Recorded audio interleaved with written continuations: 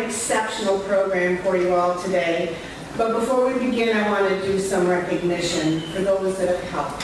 First, I want to say a special thank you to Regina, Gong, and to Lansing Community College, because 2 years ago they started this conversation. Regina had put together summits for the faculty there at LCC, and she had brought in national presenters and invited a few of us to join her. And the first one I think was in the fall of 2015, and then another one in February of this year. And that got us thinking, let's broaden this and invite faculty and staff from all of our colleges and all of our friends across the state. So that's how this got started. Second of all, I would like the planning team to rise. Michelle Pratt, Gary Brand, stand up. Megan Willie, Tammy Douglas is in the back. Deb Schumacher is in here.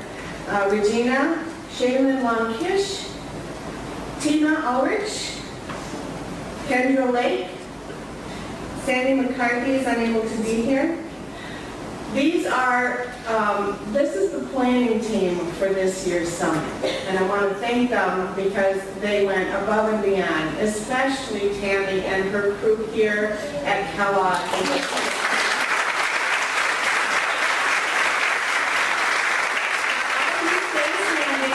And I want the OER steering committee members to stand.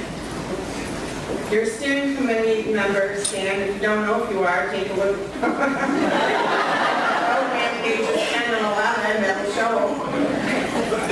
These folks are your advocates for OER on your campus. Thank you. You can be seated. They understand the benefits of open educational resources, that it's a strategy for student success, that it reduces the cost barriers to higher ed for students, and that it empowers faculty in the classroom. This past year, we started the MCO OER Steering Committee. And here's some of the things that we did last year. We selected and launched an OER repository, which many of you are already been in, but it actually is a hub off from a larger repository, so there's hundreds, or there's thousands. I think it's, I don't remember now, a little over 20,000 different resources in there from all over the country, maybe the world, that you have access to, that your students have access to. So we've trained on how to use the repository. Your folks here in the steering committee, they have that knowledge, and they're working with faculty to find the appropriate OER for their classes. We started measuring OER usage across the state at your institutions and the savings that students have seen. For 2016-17, you have saved your students over $3 million in textbook costs.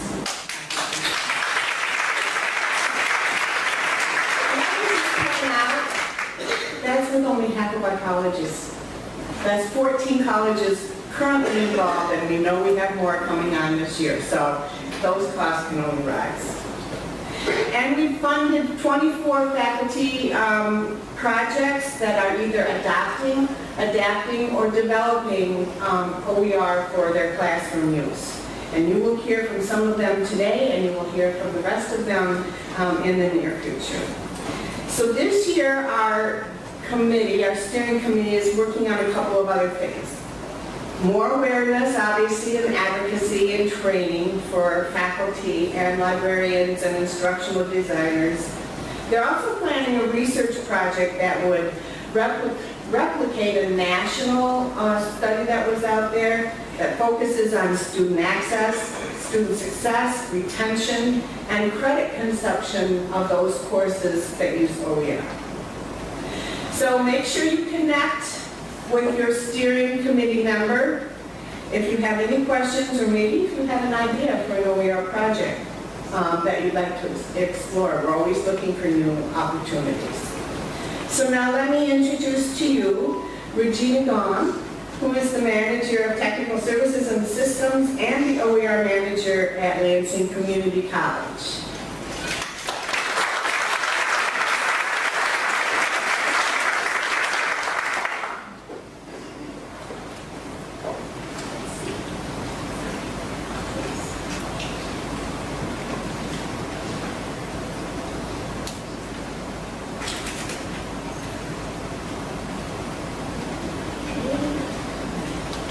So,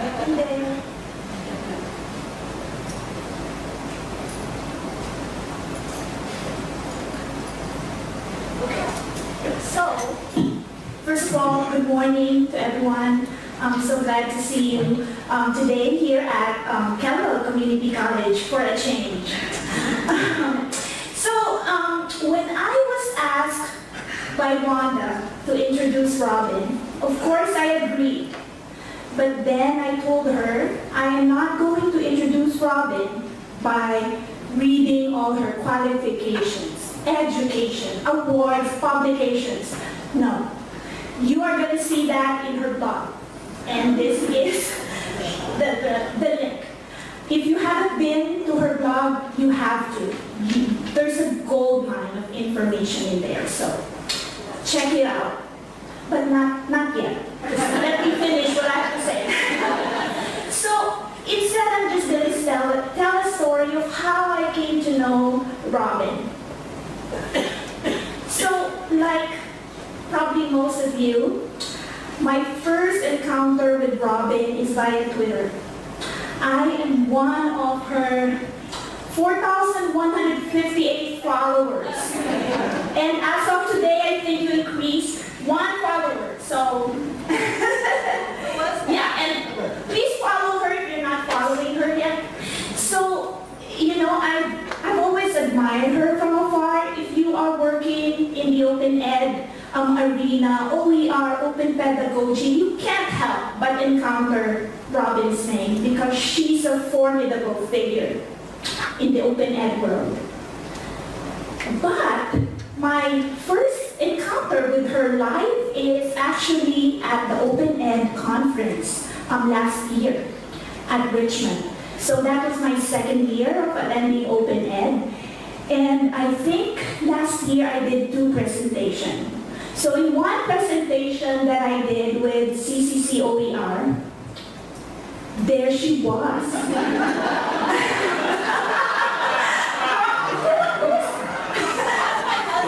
Okay, that's it, right? So pay attention to her cape. She attended my presentation wearing that Creative Commons cape. And the room was SRO, standing room only, and you know what she did? She strolled down in front, locked herself up, right, just right here, and on the floor, attended our presentation. I was so nervous, but at the same time, I felt I'd arrived.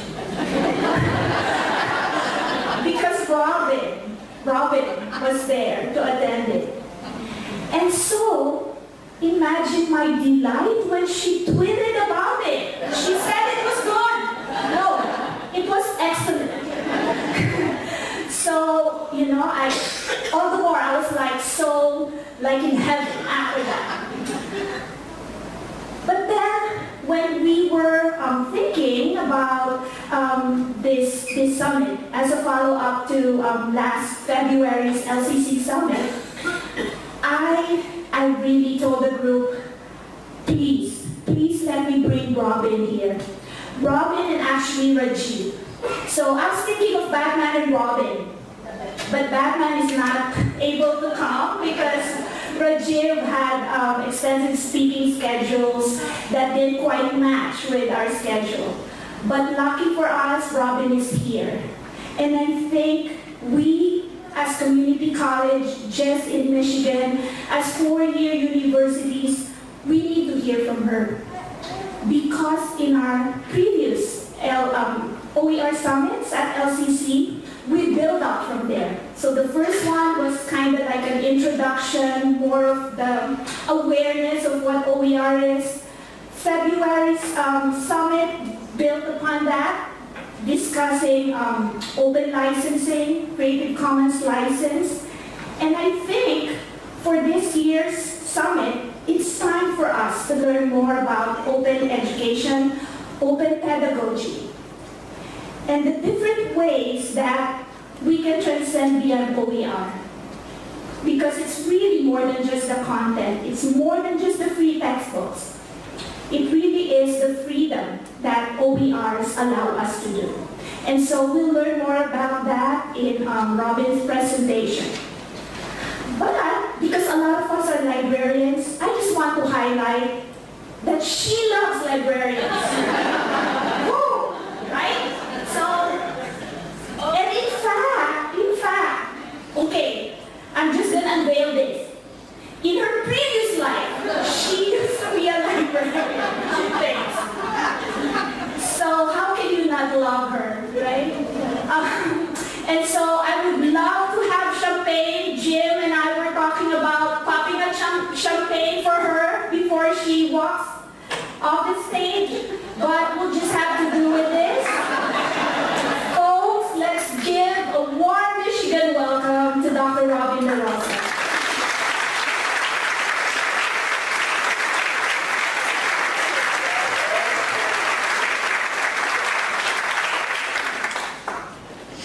No, I did not know any of that was coming. My husband's going to be so excited that his paywall Halloween costume got in the presentation, though, so that is amazing. And hold on a sec. So some of you may know the other day I was stuck in Detroit for a while. I definitely could have just rented a car and gotten here a lot faster than my delay. And I just thought, somebody just call Regina and tell her to get a plane, and we're going to, like, Regina could fly the plane and get me where I needed to go, because I do not know what this woman is not capable of doing. So thank you for that walk through memory lane of tweets. And I'm so happy to be here. And I wish Reggie were with me, my great collaborator. But I have done my best to sort of bring his Batman to bear on the presentation. I'll have a couple of slides of his in here too. But I'm very happy to be here, mostly because in the work that I'm doing in my own system in New Hampshire, I've gotten particularly interested in statewide collaborations and partnerships, because I'm increasingly interested in what it means to be in public higher education right now, and to see this happening on a statewide level, and kind of a grassroots statewide level, right? Like from the people who are doing the work, you decided it would be helpful to talk to each other. Like, it gives me the chills to be a part of that, and I think this could be a model for a lot of states. So I encourage you to keep this up and keep meeting and bring more people in, because this is really exciting to me. I'm going to push a button and see if things move. And they will. I promise. There we go. So here's some of the stuff that we're going to be looking at today. Most of you are probably really experienced with open educational resources, particularly those of you who are leading initiatives on your own campus. But we're going to make sure we get everybody on the same page with the basics. So we will definitely do that, and talk also about how OER moves us into rethinking teaching and learning in general. But I also want to maybe do some aerial conversations and set the tone for the day. When we think about why should we care about this, what are all the levels at which we should care about this? And also, do you know how busy I am, right? Especially those of you faculty in a community college, or maybe in 2 or 3 community colleges, where our teaching loads can be high, our service loads are high if we're working in libraries or as designers. So how can we think about sustainably supporting the work that we do and valuing all of the academic labor that it takes to do the work of moving towards open? So I want to make sure we make space for all of that, but particularly this question of why. Why are we here today, and why does this matter? And I'm going to start by telling my own story of sort of how I came to do this work, which was really only about like 3 or 4 years ago. So I say that just because I think the learning curve can be really fast and steep. It doesn't take a long time to be someone who can really help other people work in these ways. And I started because I heard a guy named Cable Green. Some of you have heard him before because I know he's been here. I heard a guy named Cable Green talk about Creative Commons. Creative Commons is a way of openly licensing work, and we're going to talk about that in a minute. And one of the things that dawned on me as he was talking about high textbook costs and this and that. And, you know, honestly, as a faculty member, I spend about maybe 5 minutes a semester thinking about textbook costs, which is when I'm ordering my my book, and I say, that one's $79 and that one's $72. I will do the right thing and go with the $72. But all of a sudden I realized, like, I am an early American literature and history professor. So most of my texts, librarians are already nodding, right? Most of the texts that I'm teaching are public domain literature, right? And all of a sudden as I'm listening to people talk, I realize, and I'm sorry for that, but Jen's got us up there, you know. But what was occurring to me is that my students were buying these textbooks for huge money to study public domain literature. Click, click, click. I wonder if this is like a lead-lined podium, not what it is. What's going on? Look at it, I think that's what it is, which is good. I have a place to duck.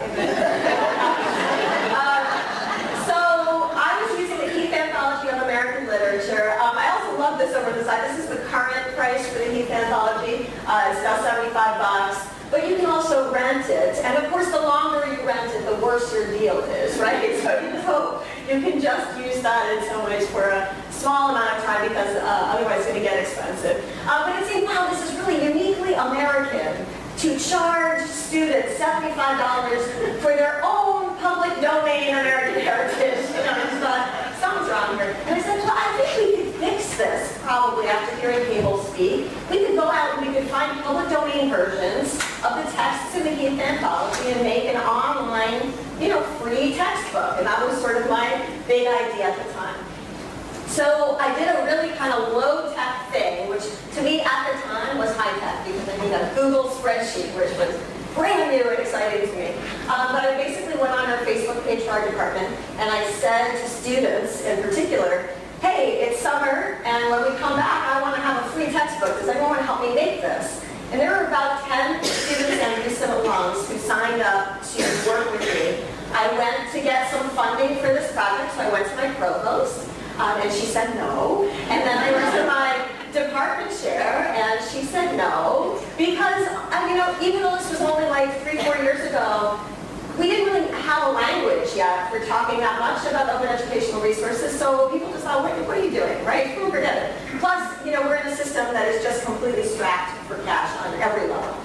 So I funded this by paying students out of my own pocket. And before you get excited about my martyrdom, I will say the whole thing I paid about $400, which, you know, I tried to give to my university in the annual giving, and I just converted, you know, what I might normally give to my university, and I put it towards this project. I wanted to pay students because I felt like it was really important to mark the fact they were not in the class with me at the time.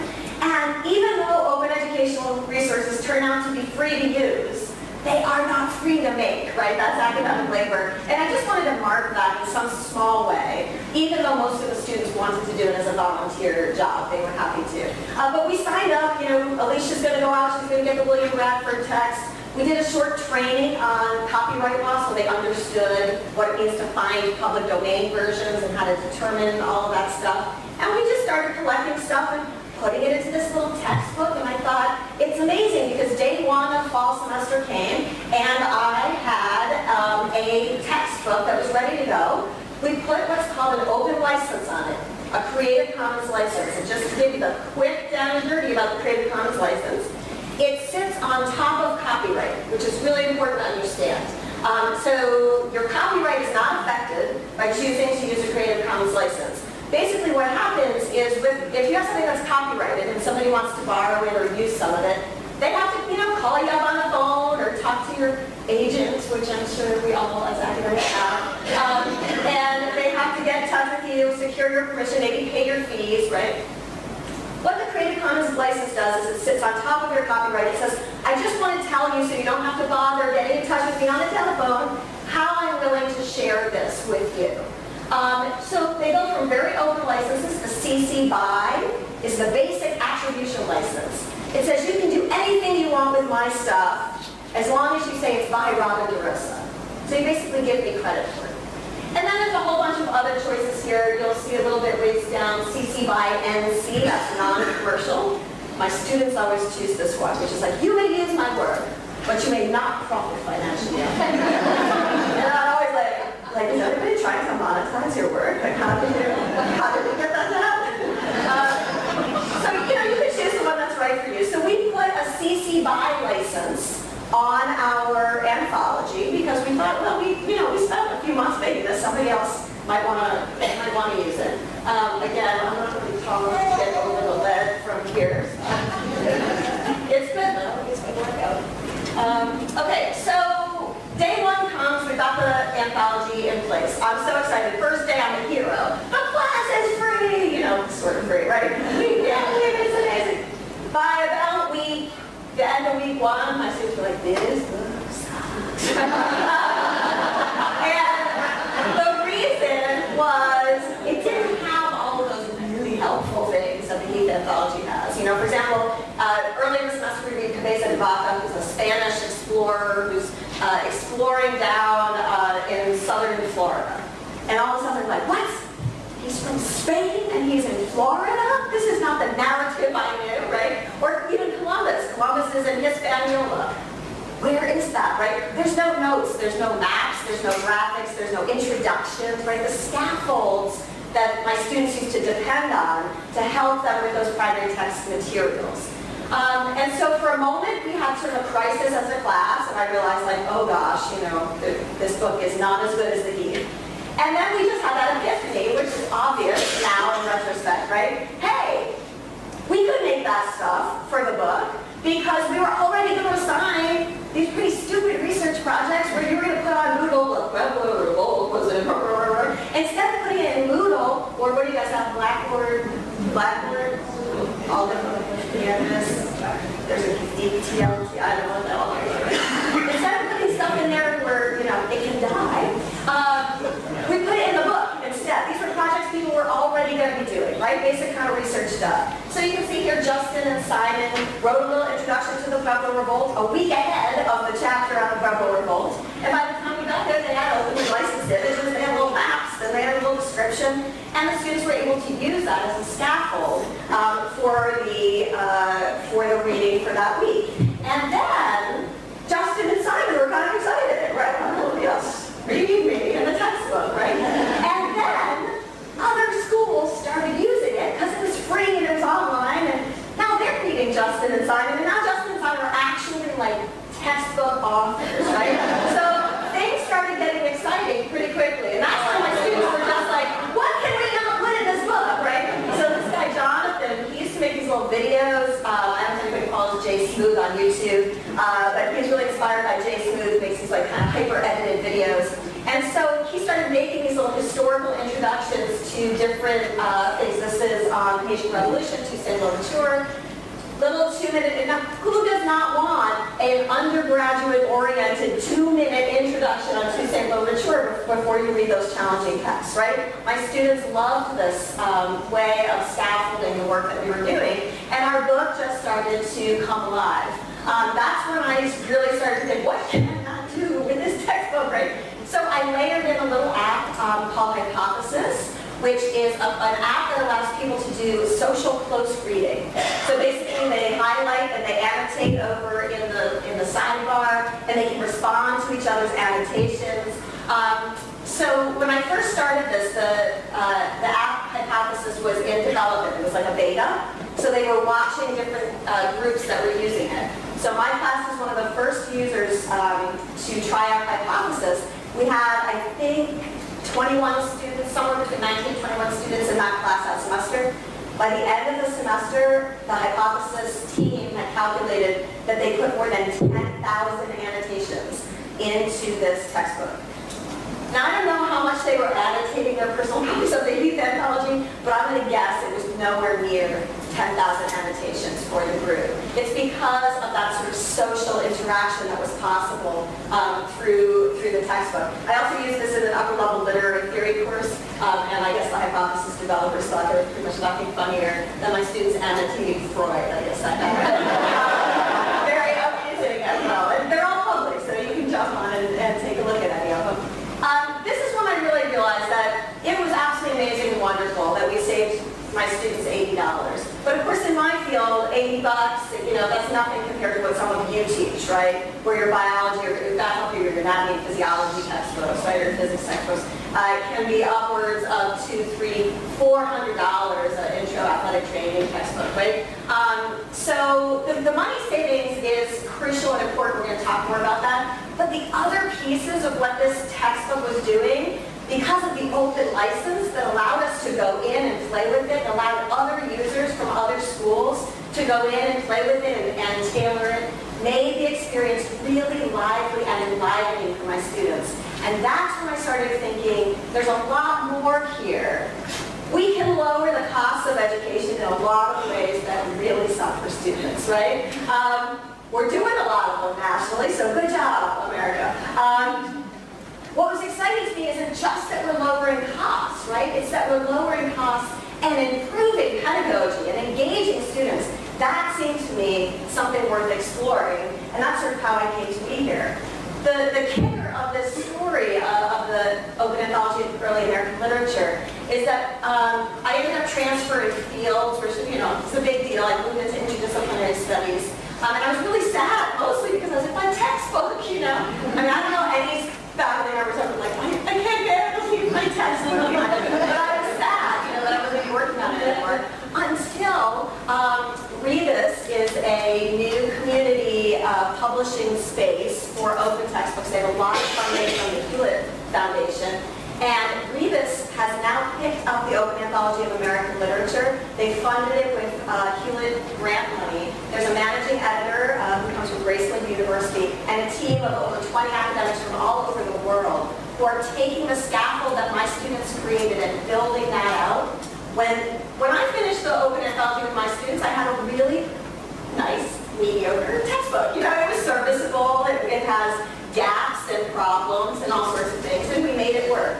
When they finish with this, at the end of this coming year, it's going to be a textbook that rivals all of the commercial textbooks for early American literature. And I have no doubt it's going to replace the Heath, the Bedford St. Martin, and the Norton Anthology of American Literature immediately when it's released.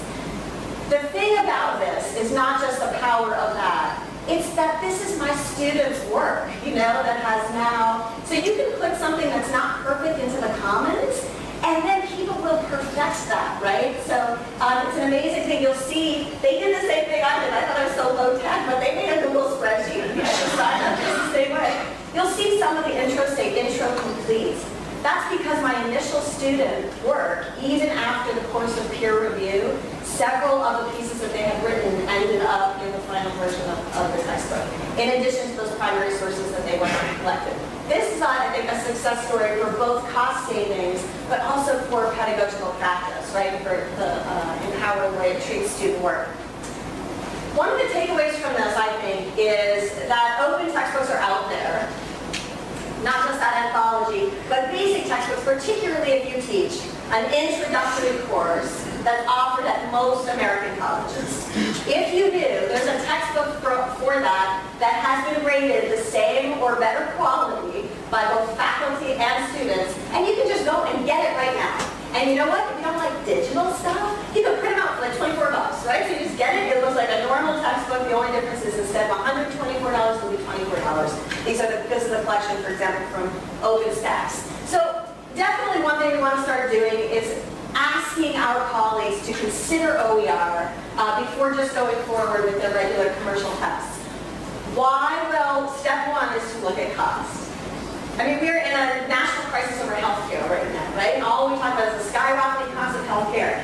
I just want to point out here that healthcare's a second line there, right? The top line is commercial textbook costs.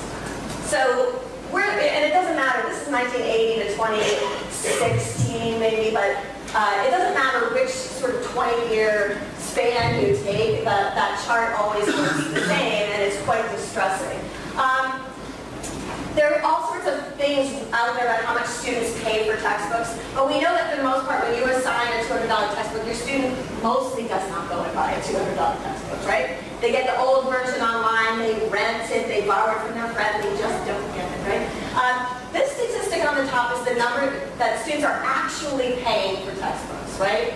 So it's lower than what they're being charged for textbooks. But this is the real number that students are actually paying. 56% pay more than $300 a semester, 20% more than $500 a semester.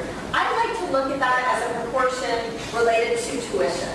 So think about your university, think about your community college and how much they pay for, say, full-time tuition for a semester. And then calculate out what that is as a percentage of tuition. Because it's very high. At my public four-year university, it's about 11%, depending on how you look at these fees. Students worry more about paying for books than they worry about paying for college. That's an actual study that a college bookstore did nationally. And students registered their anxiety levels as higher about books, probably because when they go to the bookstore, they have not planned for that cost, right? So they get up to the end and they have no idea. They're lucky they can put it on credit, but they may not even have the ability to do that, right? So sometimes they just can't pay. That's different than tuition where they usually have a plan. It's often a very, very bad plan, but they usually have a plan. Sometimes they have parental support.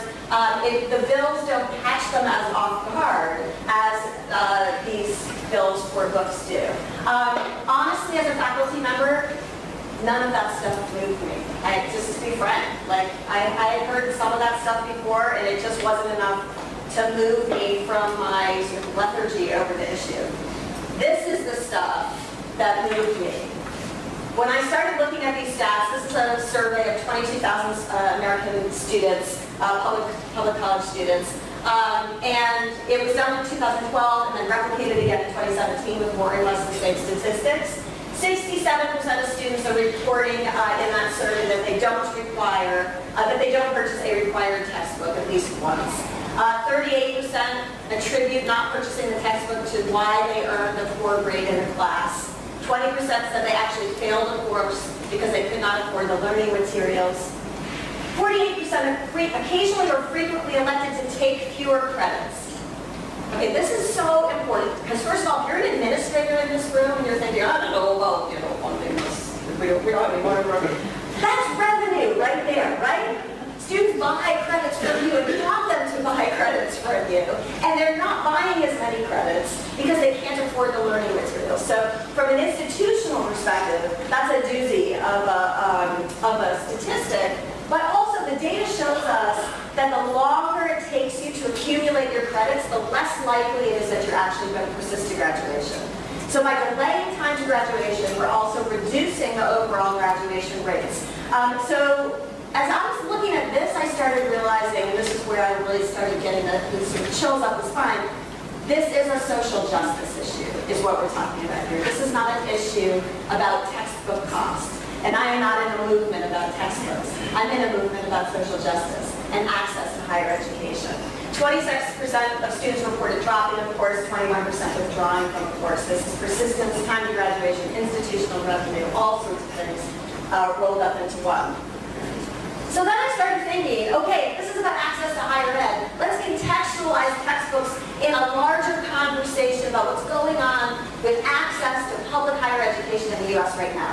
I can't recommend any book more strongly than Sarah Colbert-Brad's book, Paying the Price, which is a totally readable, interesting, and shocking account of how difficult it is for students to afford going to college right now.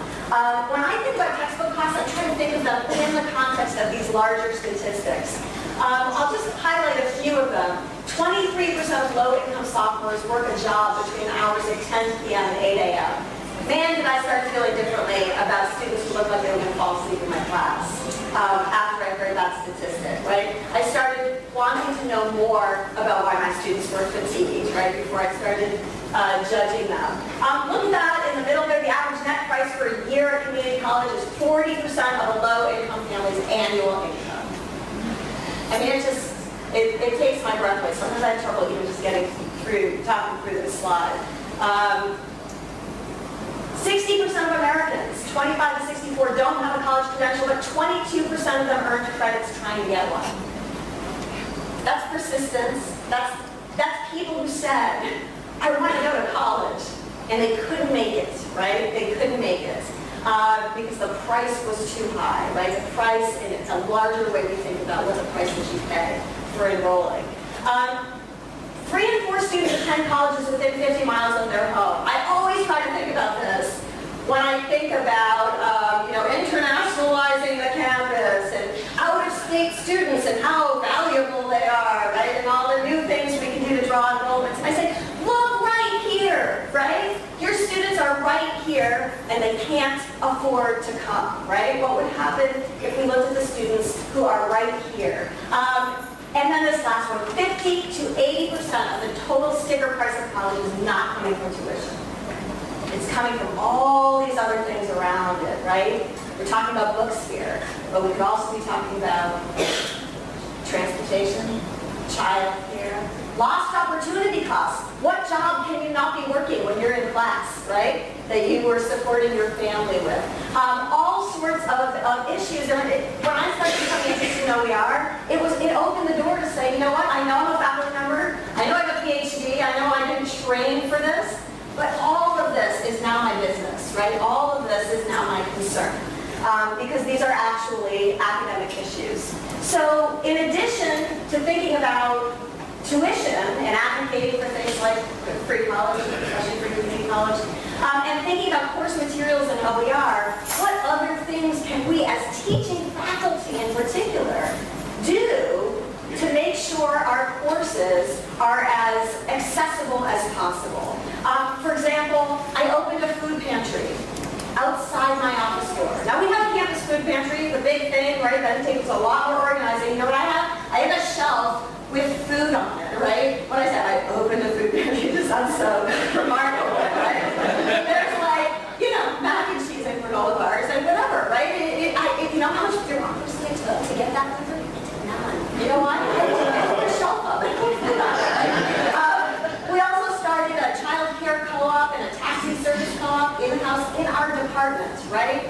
On the ground, in the sort of academic networks where I know students around my major, we started addressing the problems that were keeping students from coming to class, keeping them from being part of our academic community. So what kinds of things can you do from the academic world that you might inhabit to make some improvements? I started thinking about this kind of in flowchart terms. There is nothing like scientific or amazing about this flowchart. Somebody said, where did you, what theory? I was thinking, and then I made this chart. And, so this is the chart. At least I was thinking, so that's a good one. I was thinking that before I started thinking about open, I used to spend time primarily in 3 domains. The domain of knowledge, which was sort of like, what do my students need to know, right, about the English Civil War? So that was like a content thing, and it was important, it still remains important. But I didn't just want them to know the facts, I wanted them to understand them, right? I wanted them to ask questions about them, and be able to feel like they had a sort of a depth of understanding about it. And then I maybe wanted them to be able to apply that knowledge in some way. So for example, if I said something about the Dakota pipeline access issue, would they be able to take some of the native history that we had read in the course and apply that forward into current event stuff, right? And I spent about 18 years teaching in those domains. And you know what? It was good. It was fine, right? There's nothing wrong with those 3 domains, and I think my students came out well. Open, however, has opened pathways on both sides of that I think are interesting. The ones I've been talking about so far are in that first domain there. How can students come to me for knowledge if they can't even get in the room, right? If my students are hungry and food insecure, if they are tired, if they can't afford gas, if they don't have childcare, then how are we going to talk about the English Civil War, really, right? So I have to care because it's an intellectual and academic issue if I don't care about their basic survival and their basic needs. So that came to me actually through OER, right, through the conversation around textbook costs. But another thing started happening when I worked with OER, which is in these other domains here. So we've got this domain about accessing knowledge, and we have to think about survival if we want basic access. But there's actually some things that happen after after that application and thriving domain that I had never thought about before. And that's the part that I want to turn to now. And I think that is open pedagogy. The piece that happens when we start applying and working with these open licenses and thinking about our students as contributors to the knowledge commons, not just consumers of knowledge, right? So I want to look here. I started getting like sort of sensitive about like being a keynote speaker for open textbooks. I started feeling like an open textbook rep, you know? And you know, I'm not like a textbook person. Like in general, I'm not positive about textbooks, right? The way they sort of group and organize a lot of what we do. And I didn't just want to say like, look, that crappy textbook is expensive, but this crappy textbook is free, you know? And I know that all the data is showing that open textbooks are not crappy, right? They're high or at a higher quality than commercial books. But I really wanted to think about textbooks in a slightly different way. Open is about access to knowledge, but it's also about access to knowledge creation. That's what those other R's give us, and what we call the 5 R's, right? So sure, we're lowering costs, and we're giving students the ability to retain their materials, not rent them and give them back. But we're also letting students revise and remix, and faculty take more academic freedom to work with the materials that they need in order to craft exactly what's right for the demographic that you have and the topic that you're covering. And that's where I started really enjoying textbooks. These are 2 textbooks that I created after the early American anthology. On the left, I taught a course. It's a first-year seminar. You probably have a course like that at a lot of your colleges, sort of an introduction to the college community type thing. And the students did a lot of work. They were actually in this particular section talking about student retention, which was awesome on day 1. You know, we're like, we're talking about student retention. Finally, some students were like, why do you keep saying that word, retention? And I was like, what do you mean? It's like, well, like, you mean like retaining knowledge? Retaining what? And I realized like, retention is not a word that makes sense for students, because they don't retain themselves, right? It's an institutional word, and it only makes sense from an institutional perspective. So what we did in that course is we started taking all the data and sort of publications about retention and funneling them through a student perspective and saying, okay, we've got this data, but what does it really mean for students? How do you need to be differently, and what do you need your institutions to do in order to keep you in college? And they produced a little handbook. They were probably going to do all this writing anyway. They were going to do research papers as part of the class, right? Normally, those things would go on my office door. I would grade them. They would not pick them up, and they would throw them away, right? I would throw them away. I would recycle them. But instead, they went into this little textbook, which I thought, you know, no one's really going to use this, because it's not like you're going to teach a first-year seminar and use my students' first-year seminar. But you know who wanted to use this? Retention people, right? Retention people, like, what do my students say? You know, getting a student perspective on this kind of data turned out to be really valuable for people. And so that book has had a lot of downloads, right? These are students who are just barely out of high school, right? Sort of struggling. Their perspective actually ended up mattering. Interdisciplinary Studies, the program I direct now, we have an interactive textbook that guides all of our programs. Our intro and our capstone students contribute to it, along with experts from the field who produce openly licensed materials. And it becomes kind of like a clearinghouse for all the academic work that we are generating. We curate at the end of every semester. The best stuff comes into our textbook. And it's almost like a community meeting spot, as much as our department office is. These things have transformed my idea about what textbooks can be. And it really started transforming my ideas about what educational architecture should look like, or could look like. Because once I started working in these interesting ways, man, Blackboard just looked worse and worse every day. And sometimes the instructional designers like hate this part of the conversation because they're like, we're just trying to get the people in Blackboard. I totally get it. I get that. But, you know, Blackboard is a little bit like Alcatraz, right?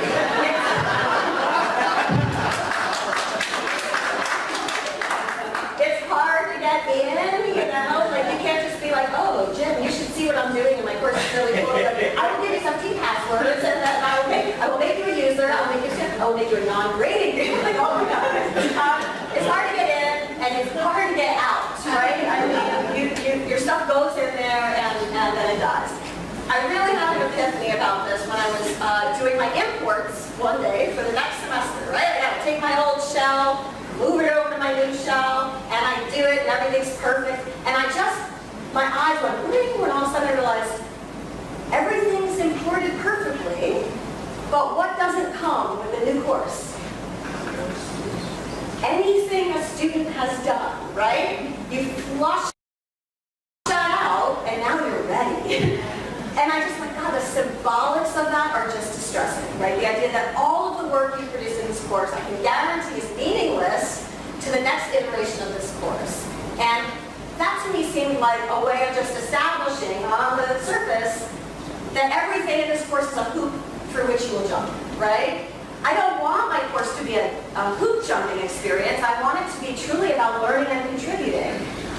So I didn't want to build an architecture like Alcatraz built on the principle of deletion of student work. So I started thinking, okay, if I could just do anything, I built any LMS, any learning management system I wanted, what would it look like? Instead of the sort of prison-like atmosphere, I think I want every student to design, kind of like a home that they love, right? And they'd all look a little bit different.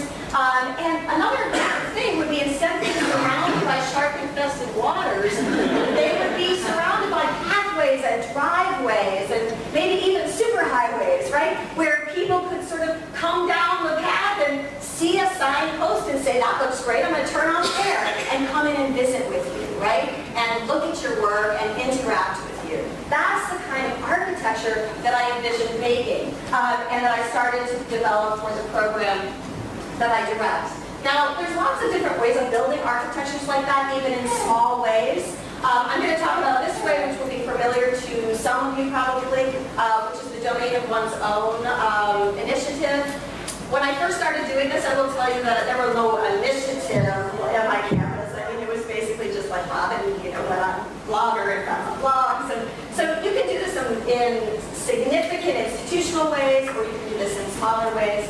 But basically the idea here was that instead of coming into a drag and drop template environment where you can just post where they tell you to post, what they tell you to do, students would design their own learning management systems, basically. They would own them and control them. The data would be theirs to analyze. The work would be linked to them and not you and not the course, right? So when the course ends, you don't get to delete all their stuff because they own it and it stays with them, sort of like a larger portfolio of work over time. If they come through your course and you give them a grade and it's all over, they say everything in that course was useless, they can delete it all themselves, right, which is perfectly fine. We started calling those in my program e-ports, partially because I wanted to get away from the term e-portfolio, which I think has been somewhat polluted by the current ed tech industry, which sometimes sells you these e-portfolio products on top of other things your campus is already buying. And they're not built for pedagogy. They're built for accreditation or data collection. So I didn't really want an e-portfolio program. I also didn't want an e-portfolio that's just put your headshot and your best paper and your resume, right? I didn't just want that sense of finished products. I wanted students to be able to post work and say, look, I'm just starting out here. Who has ideas, right? This isn't finished, this isn't the best, but it's an idea. So they could attract mentors into their work so that they can collaborate. So I think about port more like port of call or portal rather than portfolio. And it's been a language that our program's adopted that I think students really respond well to. Well, you can see on that previous slide over there is Kaylee's e-port. She's majoring in marketing and creative services. She published something, it's actually that post there, which was about working in these ways and how it helped her increase her sort of interdisciplinary aptitudes. I shared that through my networks because I knew there'd be people interested in the student perspective on just what she was talking about. And the Association for Interdisciplinary Studies picked up that post and published it in their scholarly newsletter. Kaylee was a freshman, right, in the program. You can imagine that I was just done. Like, I had Kaylee right, to put this post out there. The reason I was able to have it is because she publicly posted it, and because I had driveways and pathways. She had them, but they weren't very robust yet, right? But I had some pretty good ones. I was able to drive them. Sometimes I have a student who's working, for example, in genetics. I don't have any driveways or pathways for genetics in my network, but I do know faculty who have pathways for genetics. So I can usually help my students find their communities even as they work to find them themselves. The students also make this happen in interesting ways. This is a really neat story. So here's a student writing about discovering the missing part of my education, and it's about the role of creativity in her designing her program and stuff. You'll see here it says shared by Tristan. So this was written by Key, but Tristan, another student in the program, read it on her e-board and shared it out. Then somebody who was not in our program saw Tristan's post, picked it up and collated it into this sort of daily paper about interesting things on the internet about creativity. And then Key was so excited, she was like, oh my gosh, that's my introduction, that's the post. Basically what she's saying is, I just wrote that for my stupid class, I can't believe somebody cared, right? But the way that was driven had nothing to do with me. It was driven all by students, right? And then it sort of found this home. It was also great for that other person who's now able to say, I'm going to direct you also to my larger body of work, because you might be interested in it as well. I will tell you that the day after that happened, I came out into my office space, and that's Key right there with our program support administrator, Regina, because Key came in and suddenly she was like, I really need to link this e-board to my Pinterest, because my Pinterest is renting on my go. Suddenly, she wanted to do all sorts of things with her learning management system, because she could start to see the potential of linking those things up in communities that mattered to her, right? These were not things I had to orchestrate, right? They were things that the work delivered when it was probably aligned to the scholarly and professional communities that were related to it. Here's some other students who are talking about what it means to work in these ways where they're really contributing. This is a post by Madison. So I should tell you, in my program, we are a four-year public institution, but lots of my students are non-traditional learners. They're also learners who have, really truly just failed out of other majors, and so they can either drop out or create something from the rubble, as they sort of see it, right? That's not a language we use in my program. We're very excited. We think that actually it's an innovative way to have backwards design of education, and we have really, really great results, even with our very high-risk students. Madison's post here, she talks about I'm not graduating on time, and that's okay. And her post is about being a mom and becoming a mother in high school, and just assuming that was going to mean the end of her academic career. She is brilliant, absolutely brilliant student. Part of what she ended up realizing is if you build environments that respond to learners can learn even when they are approaching things in non-traditional ways. And she started getting really excited about settings that allowed her to be sharing out with communities. So Madison is really interesting because she's both on that survive part of the domain. If we hadn't set up our program to deal with the kinds of issues that Madison was dealing with, she wouldn't have come in the first place. That had everything to do with how we deal with transfer credits from community colleges, how we scheduled our courses around parent hours, the flexibility of course delivery, but also how she's responding to that other end of the domain where we get past application into contribution and sharing into the community, which really inspired her. This is Tiffany's post. I'm not making up, these are their titles if you ever figure that out, but IDS is Interdisciplinary Studies. So Tiffany was a nursing student and she was diagnosed with a terminal brain tumor. What that meant is that she was not going to be able to ever become a nurse because she wouldn't pass the licensing issues. So she had to refigure her college career and she wanted to stay in college and she wanted to learn. She got really excited about her e-port and the way that it was allowing her to think about her education in the context of this other very large thing that was happening in her life.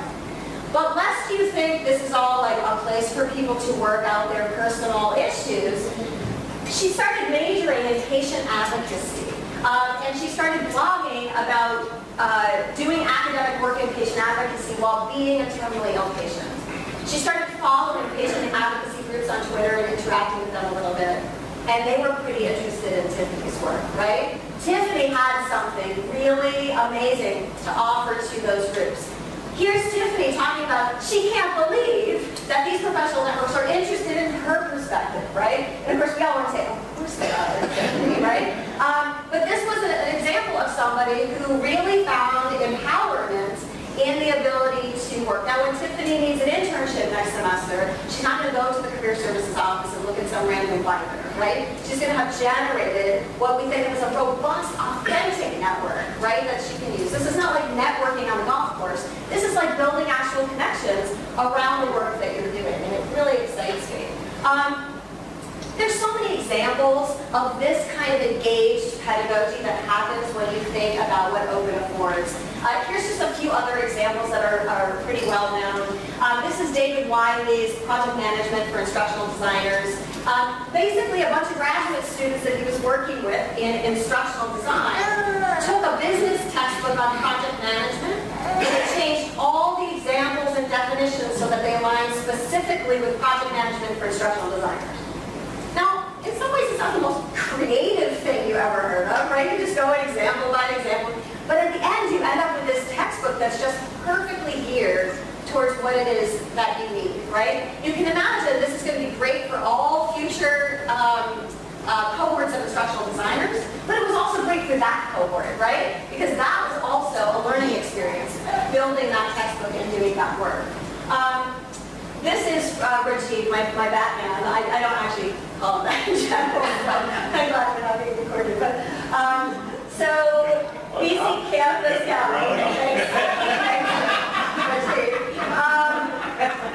I think you would stand. I mean, that's clearly the Ronda. Anyway, Principles of Social Psych, BC Campus's great open textbook. But of course, faculty were saying, we need test banks, so, you know, things I don't even know what they are, right? I don't understand. Ancillary materials, right? Depending on your discipline, these are key to textbooks, right? Most open textbooks are going to have all the ancillary materials they need within the next 5 years. But 5 years is a long time to wait if you need them right now. So Regina, of course, a brilliant idea, as probably some of you have.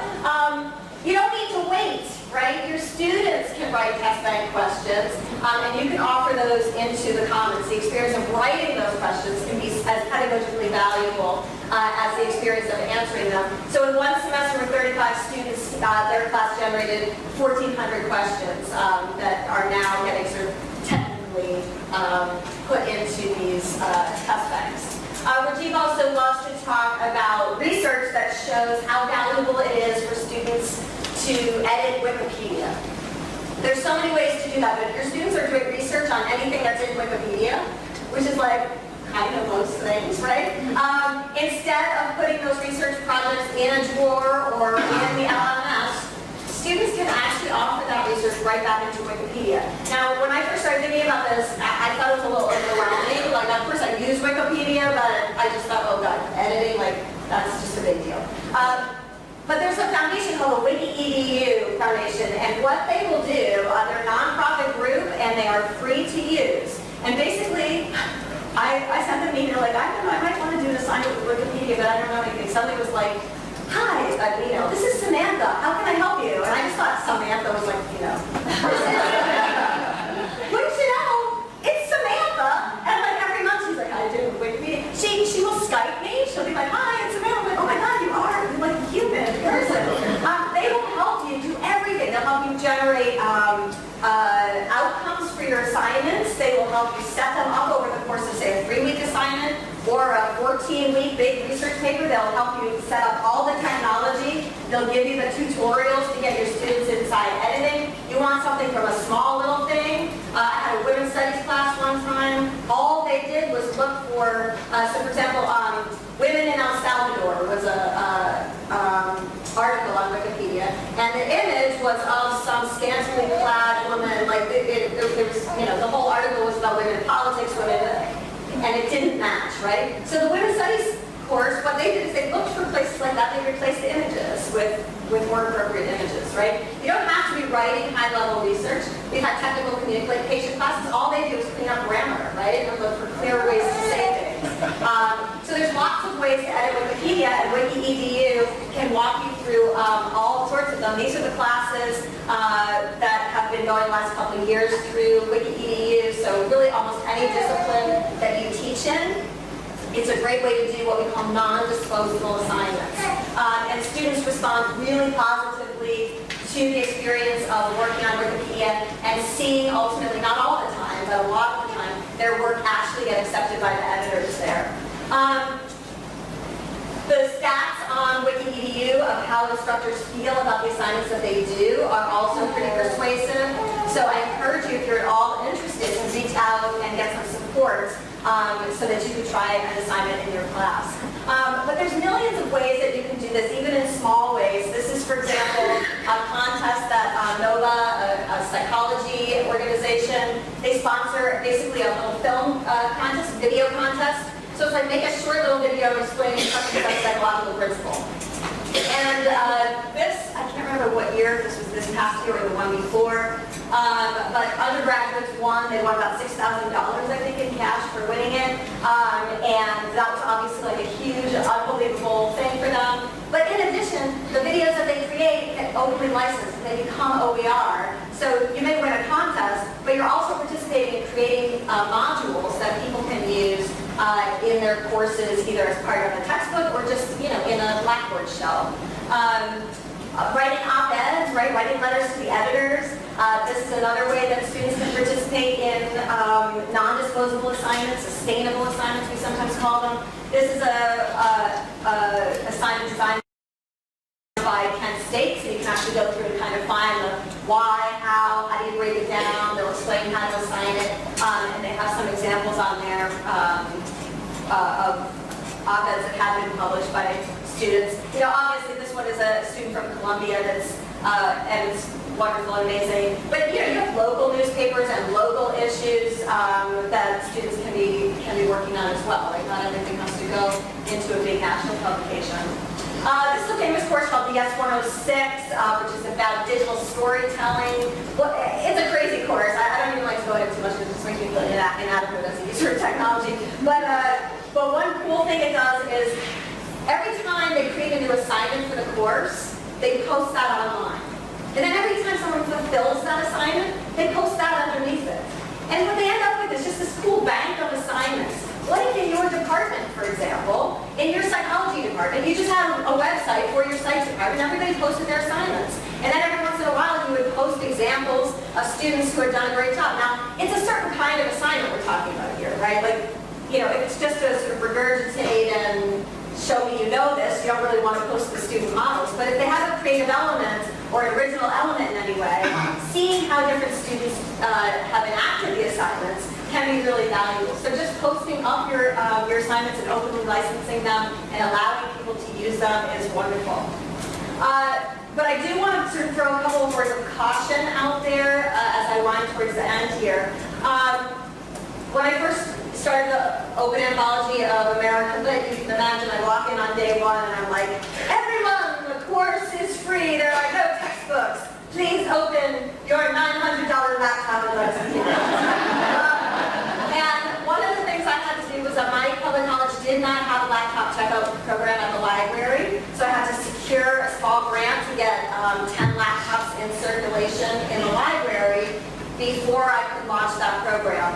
Even now with all my work with ePorts and domains, it's very challenging because if a student is working on a laptop that's scrubbed clean every time they return it, they don't have autofill passwords, they don't have bookmarks, in some ways. So these things can be real challenges for students. A friend of mine calls this digital redlining, Chris Gilliard, where he talks about unintentionally sometimes, we may augment the digital divide in some of the really innovative, cool tech things that we do, right? So every time I create a new barrier, I try not to pretend it didn't exist, so I don't get embarrassed and say like, oh, I hope no one knows that I messed that up. I try to be really explicit about the barriers that I'm creating and how open is generating them, and then I try to put that right in the front and aim toward solving the problem. Because many problems exist One of them is about privacy, for sure. What does it mean to work on the open web?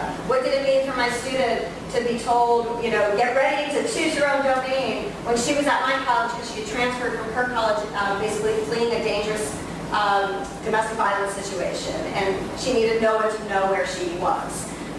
This is not a student who wants to cultivate a digital footprint, right?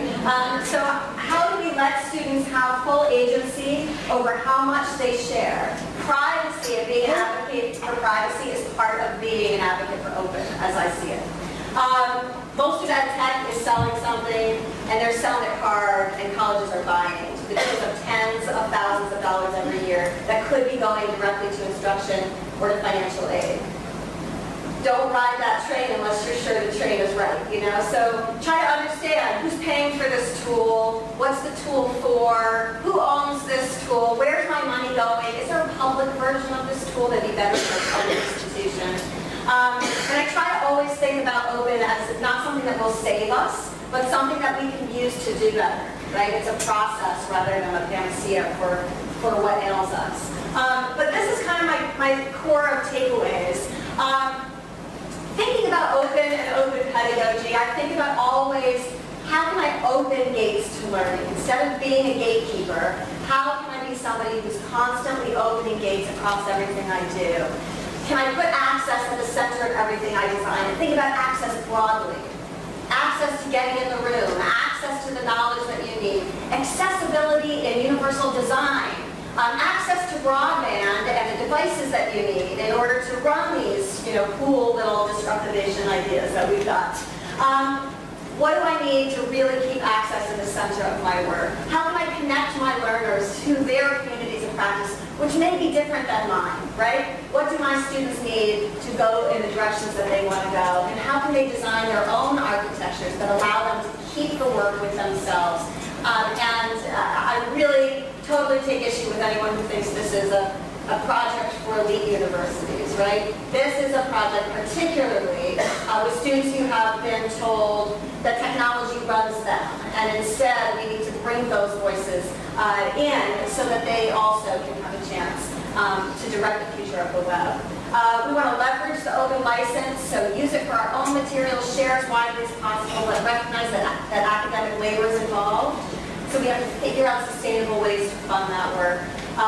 We can talk more about that too, because I think they'll need some more seed grants. Just put that out there. It's my takeaway from Michigan. Right? We need to enable learner contributions to the Knowledge Commons, approach our tools critically with a focus on privacy, and think a little bit about what it means to build a public-oriented vision for higher ed, especially in a climate that is rapidly privatizing all things public. So if the momentum is towards privatization, we need a vocabulary for explaining what it is we do as people who work in a public system. We can't just be like, yeah, we should give more money to the public. Yes, we should. Why? Do you have the next thing that you say after you say, terrible political legislation coming over? Right. What do you say next, right? This is what you say next. You can say, we are building initiatives that specifically focus on access, on engaging their students with their communities, on helping them contribute to the commons, and building a collaborative Michigan. If you look at these words, these are the words of public.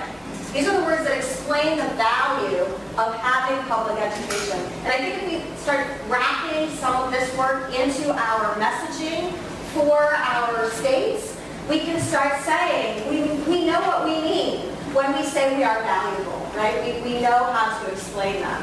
So for me, I kind of think that the long game is about how to put the public back in public higher ed. I have, as usual, just completely and totally lost all track of time. So maybe Regina will tell you. So we got time to... So anyway, I would like to take some questions if you have them. I'm also going to stick around for most of the day so you can catch me all through the event. But does anyone have comments, reflections, questions? Yes, sir. Jimmy. Easy one first. Are your slides available on the blog? They have been tweeted out about 5 minutes ago on the hashtag for this event. Okay. So they were scheduled to tweet at about, I think 10:30, 10:45. So if you're not out yet, just watch the hashtag. If you are not on Twitter, you need to get them email me and I'll send you the link to SlideShare. They're all openly licensed, so some of them are Regina's, because they're openly licensed. So feel free to steal them and put them into a PowerPoint for your provost, right? Well, however you need them, I want them to be shared. You bet. Yes, ma'am. I just saw your tweet and I went to it and it says Roman's private. Oh, maybe I had a default set wrong. Thank you for that. And I could just correct it now because that's what I want to do. But I'll wait like 4 minutes till I get up. But thank you. That should not default that way. But yeah. So I teach computer programming. What's being done about subjects that are changing so constantly under our feet? It's like shifting sand.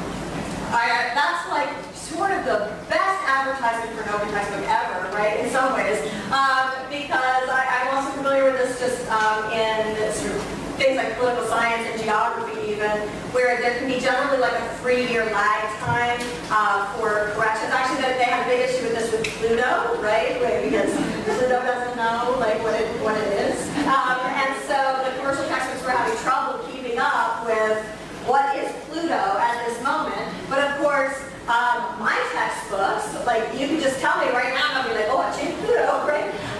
So one of the great things about using OER is if you get a core text in progress, part of the work of the course can to constantly be revising and looking over that book. And so you can do this. So this is another thing I want to talk about is like your time, right? You certainly can do this on your summer vacations, right? And your winter. I was at a community college recently and their load is 552, right? Fall, winter, summer. So like there's no vacation in a 552 load. Let's put it up there. None of us really have summer vacation. But if you want to do it in between courses, that's fine. But I think a great way to do this more efficiently, given how strapped we are for time, is to do this with your students in classes, right? It's a great pedagogical experience for students. They can get editing credit on the book. These are the kinds of things they'd be doing anyway, and it saves you the time of making those updates when the classes are over. But I think particularly if you have a field that is rapidly shifting, working with something that's openly licensed is wonderful. And working with, in that case, keeping your materials digital is really the way to go because that is a much more updatable format than print. Whereas some of you are in fields where really you're going to want to take the OER and just, print the textbooks. We have data that shows in many fields students prefer to work that way. For $24 for the print versions, we're talking still about enormous cost savings. But in that case, I would say you go digital, you go OER, and you embed that revision in your curriculum, and you sort of kill a lot of birds with one stone.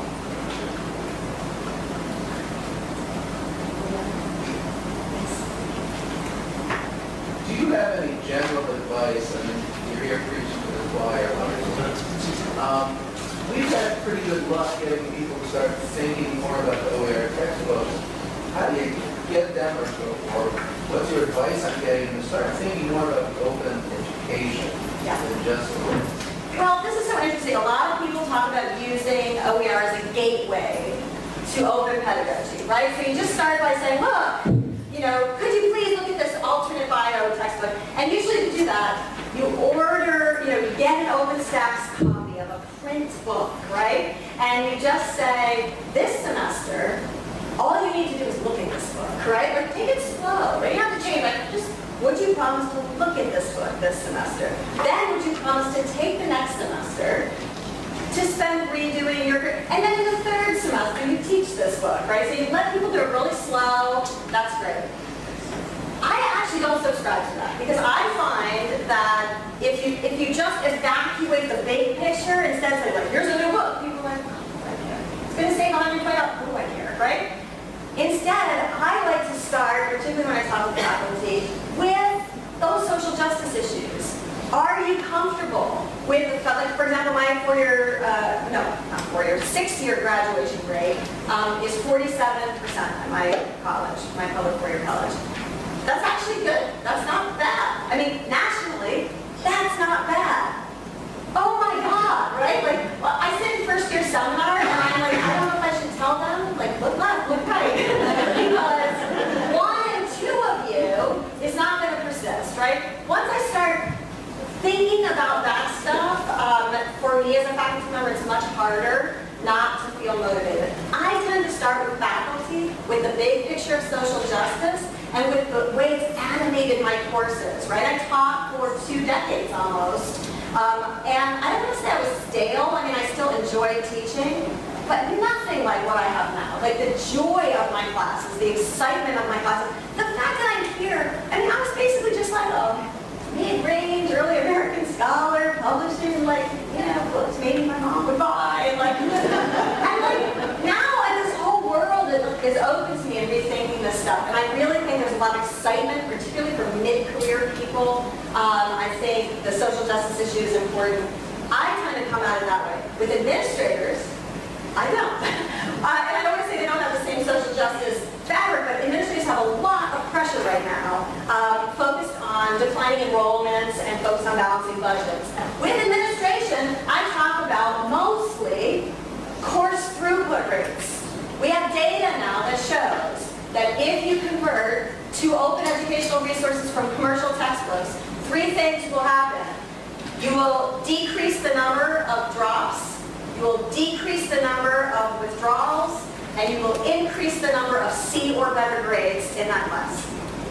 That is revenue, is what we're talking about, and we are talking about graduation rates. That's what gets administrators' attention, right? Also, when you start showing the college savings, like your president of Kellogg said earlier today, right? When you're able to go to parents and say, we've got 2 degree programs here with no textbook costs. Especially parents who've had another kid go to college already, because they know what they're about to pay in textbook costs, right? So it depends on the demographic. In my slide share, which hopefully, you know, some of them are actually public and not all private, I have a couple of presentations geared particularly towards administrators, but anybody like who are your leaders here can build PowerPoint presentations tailored to the folks that you work with. When I talk particularly with librarians, I do a lot more yoking to the research agenda and open access. How is academic publishing changing and moving towards open, because those are things that librarians are intimately involved in. With instructional designers, we spend a lot more time talking about sustainable assignments, right? And like, oh, you know, instructional designers want to know, okay, your students are all blogging all over the planet. How do you keep track of that, right? I don't need. So, you know, figure out who your audience is and tailor your pitch to the most immediate needs that they have. The most important thing I think, though, is that there's so much going on in education right now that's really not about students. And one thing I just try to say all the time is like, this is just intimately and in every way about improving the student experience, right? Every part of it, from the access to the empowerment. So if you keep that in the front of all of the presentations, no matter who you're talking to, I think it will help us build a larger momentum for the movement. And then I'll ask Regina if I have to stop. I teach mathematics, and I frequently feel excited and overwhelmed. Are you aware, are there groups of people that are getting together and doing this together to support each other in individual subject areas? Do you facilitate that kind of you know, I personally love to be physically with the people versus doing it all electronically, because I get excited and I get off of other people's enthusiasm. So those kinds of things exist and you facilitate and So the main thing I'll say is like, how convenient for you that you are here today, right? Because especially when you're talking about face-to-face experiences, it's going to be your statewide partners that are going to be those people. So lunch today is going to be an opportunity to start to build those coalitions. But the other thing I will remind you of, in addition to, and the thing is not everybody's here today, but everybody here also knows somebody, right? So if there's only 3 or 4 math people total, you may be a psychology person or a business person, but you know the math guy who wants to talk to her, right? So we can find each other today. But in addition, don't forget those channels that we want to connect our students through that are online. And if you yourself are not a user of online networking and communications, go and visit your instructional designers and your academic technologists and your OER folks and start to build those kinds of networks for yourself. For example, the people who built My Open Math, right? They are online and on Twitter, and the way I do most things, because I don't actually have a very robust community at my own campus, and I'm starting to build a better one now, but it was really shaken after a whole bunch of layoffs a couple of years ago. So I went online, and there are people, some people in this room actually, who I talk to almost on a daily basis when I need resources. And I will just throw a question out there like, I don't know, and it will come right back. So if you don't know those folks, your best bet is to email or tweet to an OER champion, whether that be me, Regina, Jim, people who are in these networks. Because I'm not a math person, but I can totally get you to those people in 5 seconds. So use both your online networks and then today's launch to start building those communities as best you can. I do want to also make a plug for a new group called Rebus. Rebus is going to be what you need. We're just building it now. But what Rebus is going to be is a collaborative place to build and publish OERs. So they have my early American anthology right now, because I was overwhelmed, I was too busy, I had to go to another department. So what they do is they take it, they've got copy editors, they've got tech people, they've got copyright people, early Americanists. Everybody can come and do a little bit, designers, everybody can come and do a little bit in a, I should say, nonprofit context, right? And then those books can be available. So you, for example, might have 4 or 5 handouts on a certain mathematical principle or some problem sets. They're okay for your class, but somebody else could take those, redesign them, mash them up, put them in the right order. So I think Rebus ultimately will be a really nice community for doing this. So maybe start following them and seeing as they emerge if you can get involved there. That's my cue. I'm going to make those slides public, and then please just get in touch today or anytime online if I can help you at all in your journey. So thank you.